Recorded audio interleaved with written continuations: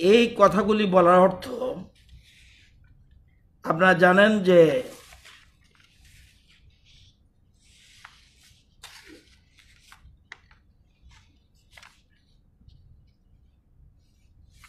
আমাদের রাজ্যে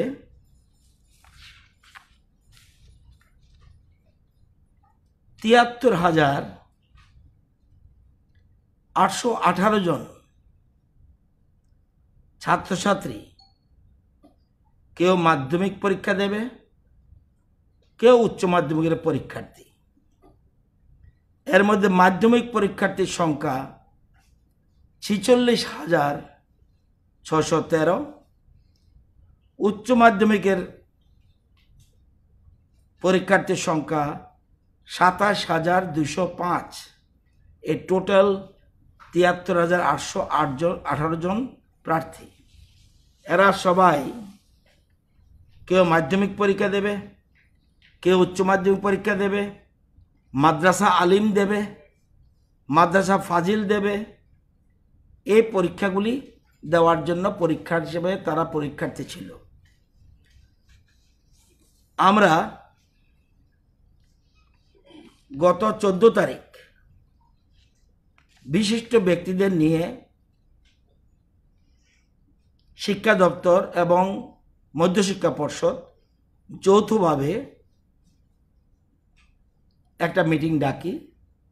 সেখানে মনোবিদ সহ স্বাস্থ্য দপ্তরের কর্মকর্তারা ছাড়া বিশিষ্ট শিক্ষাবিদরা, সাংবাদিক ওই মিটিংয়ে ছিল। সেই মিটিংয়ের সিদ্ধান্তের পরিপ্রেক্ষিতে এবং সর্বশেষ যে আমরা ওয়েবসাইটের মাধ্যমে অভিভাবকদের মতামত নিয়েছিলাম যে আসলে এই পরিস্থিতিতে পরীক্ষার্থীরা পরীক্ষা দেওয়া উচিত কিনা। যারা হাঁ বলবেন তারা হাঁ বলবেন, না বললে না বলবেন। ওয়েবসাইটে মধ্যশিক্ষা পর্ষদ থেকে দেওয়া হয়েছিল এবং ১৫ তারিখ আলটিমেটাম দেওয়া হয়েছিল। ১৫ তারিখের মধ্যে যার যার অভিমত দেবেন। এতে মাধ্যমিক পরীক্ষার্থীর মধ্যে প্রেজেন্ট মানে ৪৬,০০০-এর মধ্যে অপিনিয়ন দিয়েছে ২১,৯৮২ জন।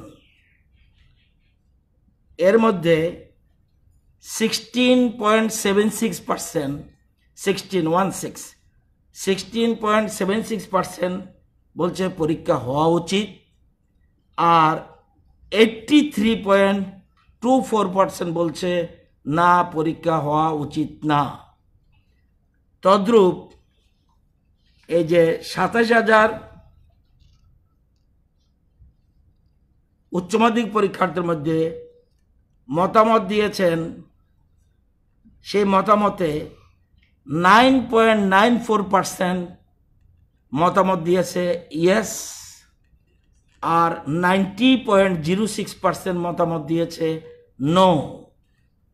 সামগ্রিক বিষয় দেখার পর আমরা মধ্যশিক্ষা পর্ষদ যৌথভাবে আলোচনা করার পর মধ্যশিক্ষা পর্ষদ সিদ্ধান্ত গ্রহণ করেছে যে এই ২০২১ সালের 18 মে থেকে যে পরীক্ষা মধ্যশিক্ষা পর্ষদ পরিচালিত মাধ্যমিক, উচ্চ মাধ্যমিক, মাদ্রাসা আলিম, মাদ্রাসা ফাজিল পরীক্ষা নেওয়ার জন্য যে পোস্টপোন করা হয়েছিল এবং দেখা গেল একটু আগে বলেছি করোনা পরিস্থিতি, ততটার কোনো উন্নতি হয়নি, কিছুটা উন্নতি হয়েছে, কিন্তু সেজন্য সেই সকল পরীক্ষাগুলি বাতিল করে দেওয়া হলো আমাদের রাজ্যের জন্য। অর্থাৎ ২০২১-এর আর কোনো পরীক্ষা নেওয়া হবে না, পরীক্ষা ক্যান্সেল।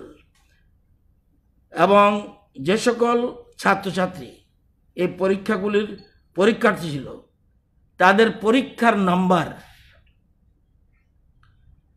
একটা বিশেষজ্ঞ কমিটির সুপারিশ অনুসারে দেওয়া হবে এবং পরীক্ষার ফলাফল প্রকাশ হবে ৩১শে জুলাই 2021 তারিখ পর্যন্ত যে সকল ছাত্রছাত্রী প্রদত্ত নম্বরে সন্তুষ্ট হবে না, করোনা পরিস্থিতি স্বাভাবিক হলে তাদের জন্য পরীক্ষা নেওয়া হবে। সুপ্রিম কোর্ট সর্বশেষ জাজমেন্টে দিয়েছে, students who are not satisfied with the assessment done based on the policy will be given an opportunity to appear in examinations to be conducted by the board when conditions are conducive for holding the examination. As per this policy, marks scored in later examination will be considered as final. আমরা আগামী সোমবার, that means পরশুদিন, ওই আমাদের যে বিশিষ্ট ব্যক্তিদের নিয়ে যে কমিটির মিটিং সেটা যথারীতি আছে, সেখানে আমরা একটা এক্সপার্ট টিম বানিয়ে দেওয়া হবে। বোর্ডের সাথে আলোচনা করে তারা সেই সিদ্ধান্ত নিয়ে তারা সেখানে ইভ্যালুয়েশন কিভাবে হবে, সিবিএসই, অন্যান্য রাজ্যের ইভ্যালুয়েশন সব কিছু দেখে সেখানে সেই জন্য তারা সিদ্ধান্ত নেবে এবং আমরা সেটা সোমবারের মিটিংয়ে কিভাবে এক্সপার্ট কমিটি করা যায় সেজন্য সিদ্ধান্ত নেওয়া হবে। এবং যদি কেউ সন্তুষ্ট না হয়, যেদিন পরিস্থিতি স্বাভাবিক হবে সে পরীক্ষা দেবে। পরীক্ষার রেজাল্ট যদি দেখা যায় কাউকে 60 নম্বর দেওয়া হলো, সে 65 পেয়েছে পরীক্ষা দিয়ে, তাহলে 65 দেওয়া হবে। যদি দেখা যায় 60 দেওয়া হলো কিন্তু পরীক্ষার রেজাল্টে তার আসলো 32, তাহলে সে 32ই মেনে নিতে হবে, এর মাঝখানে কোনো পথ নেই। এই সিদ্ধান্তগুলি কার্যকর করার জন্যই আজকে আমরা দীর্ঘদিন ধরে যে এটা একটা টেনশনের মধ্যে ছাত্রছাত্রীরা ছিল, সব দিক বিবেচনা করে বিভিন্ন স্বাস্থ্য দপ্তরের, বিশেষ করে স্বাস্থ্য দপ্তরের মতামত নিয়ে আমরা পরীক্ষা ক্যান্সেল করে দিলাম, মাধ্যমিক এবং উচ্চ মাধ্যমিক পরীক্ষা।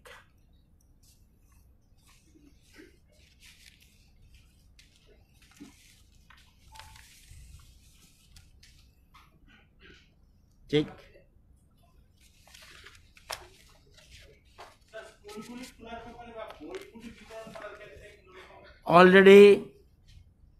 অলরেডি সোমবারে আপনারা দেখেছেন, অলরেডি সেখানে সোমবার থেকে স্কুলের হেডমাস্টার বা হেডমিস্ট্রেস কিংবা ইনচার্জ যিনি যে স্কুলে আছেন উনি যাবেন, ওনার প্রয়োজন মতো শিক্ষক শিক্ষিকা ডেকে নেবেন এবং বইগুলি সব চলে এসছে, অনেক আগের থেকে বই রেডি, ইন্সপেক্টর অফ স্কুলের কাছে গেছে, এখন সেখানে গার্জিয়ানরা এসে স্কুল থেকে বই নিয়ে নেবে। সোমবার থেকে অলরেডি স্কুল খোলা থাকবে কিন্তু ক্লাস হচ্ছে না, কিন্তু শিক্ষক শিক্ষিকারা প্রয়োজন মতো এখানে শুধুমাত্র এই বুক ডিস্ট্রিবিউশনের পরেও অন্য কাজ রয়েছে, সেই কাজগুলির জন্য শিক্ষক শিক্ষিকারা সোমবার থেকে প্রয়োজনীয় সংখ্যক শিক্ষক শিক্ষিকা যাবে।